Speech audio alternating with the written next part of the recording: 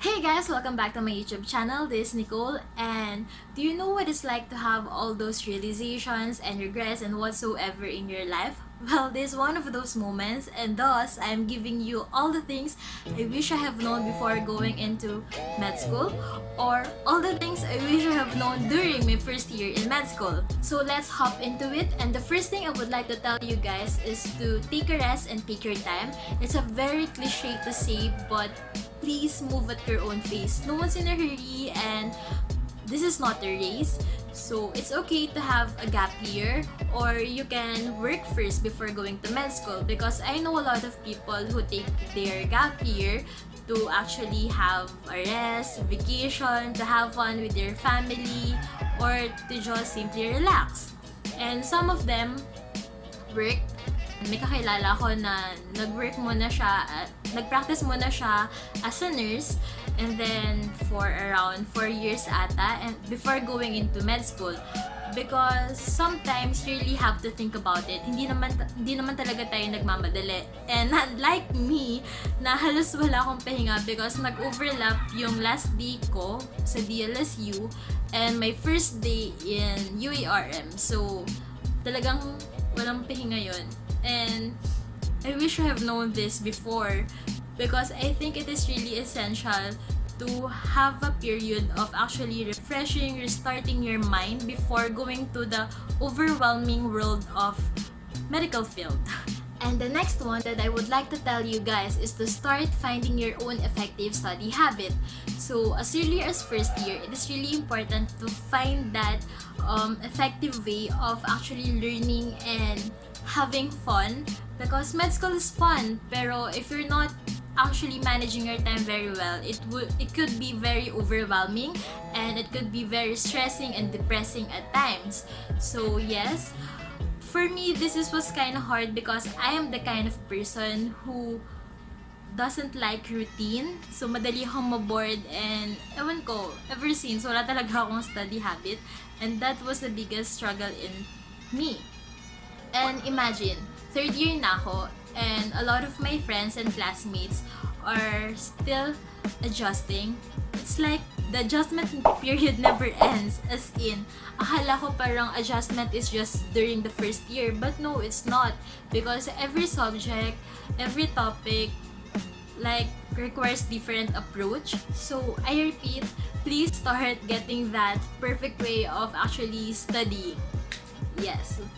And in connection with that, the third thing that I would like to tell you is to know your learning style, because without knowing your learning style, you cannot study effectively. Trust me. As far as I know, there are 3 kinds of learning, through visual, auditory, and kinesthetic, or you can be a combination of any 2, or a combination of all 3.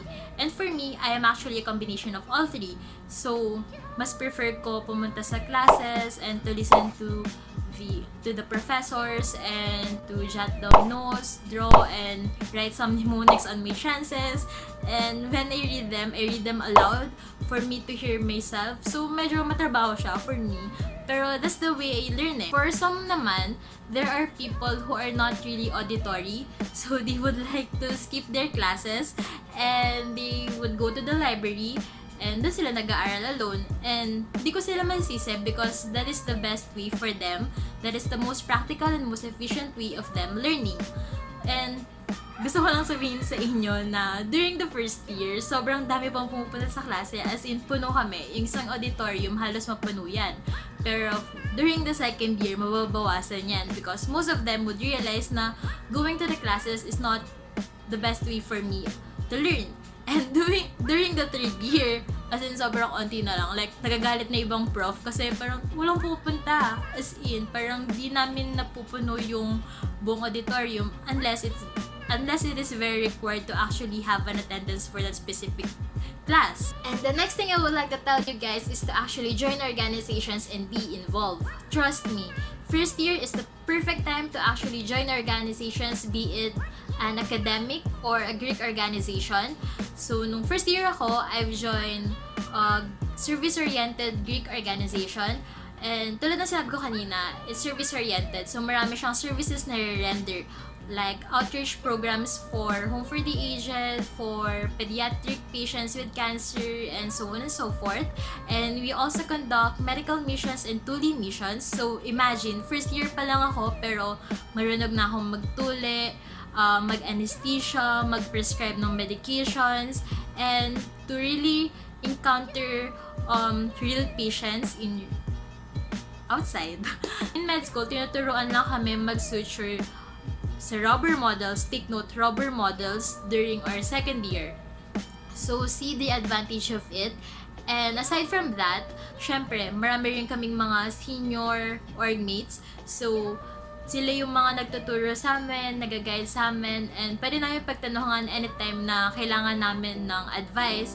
Kunwari, may mga OSCE kami, and gusto namin malaman kung saan ba kami mag-focus, saan ba yung mas high yield na lalabas, or saan ba nag-focus ng mga prof na to, ganito, ganyan. And it really helped us, especially it could also expand your connection.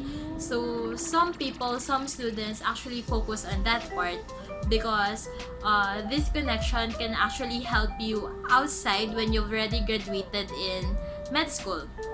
So ayun, it's really important to actually join organizations and be involved. So we're now down to the last one, and for the last one, I would like to remind you guys to know how to prioritize. For me, this is my biggest weakness in med school and also in my whole life. Yes, because I don't know how to prioritize. Med school is fun kung kaya mo lang i-balance lahat. So maybe the key here is to actually have a good time management. Kung kaya mo lang i-manage lahat, i-balance lahat, please balance your academics in med school, your organizations and outside activities, and also your social life with your family, friends, and whatever outside. So please balance all those three. I know that we all went to med school to become a doctor, to be a good doctor. Pero minsan, kung puro aral lang yung ginagawa natin, well, maybe we can be vulnerable to stress and sometimes even depression. And kung puro social life naman yung inaatupag natin with so little studying for academics, then maybe we could fail to become a good doctor. So, ayun. So, dapat kaya mong i-balance yung tatlong yun. You should know how to prioritize. And with that, we should also balance our social health, our mental health, and physical health. So, minsan, okay ka nga with social, okay ka nga with your mental health, pero as a person in the medical field, it's really important to prioritize your physical health then, because that is what we are actually promoting. So, ayun lang naman. And if you're like me, na nasa third year na, and dun palang na-realize lahat ng to, don't worry, it's never too late. Just like me, na third year lang nagbago, and please wag niyo akong gayahin. Kaya, I'm actually changing, and I'm already loving the outcome. It's never too late for everything. For me, ngayon ko palang mas na-appreciate lahat ng pinagdadaanan ko sa med school, and I hope that you're doing the same thing. And I'm also making this video para as early as possible, ma-realize nyo na lahat ng to nang hindi nyo lang pinagdadaanan. Hayaan nyo lang ako na lang. I hope that you could pick a thing or two from this video. And if you have anything to tell me, if you have any suggestion, any question, you can always ask me in the comment box below, and I will answer them as soon as possible, as soon as I can. And also, if you're loving this video and you're looking forward to seeing a new one, med-related video in the future, please click the subscribe button or the ring bell button down below. And see you in my next one. Bye!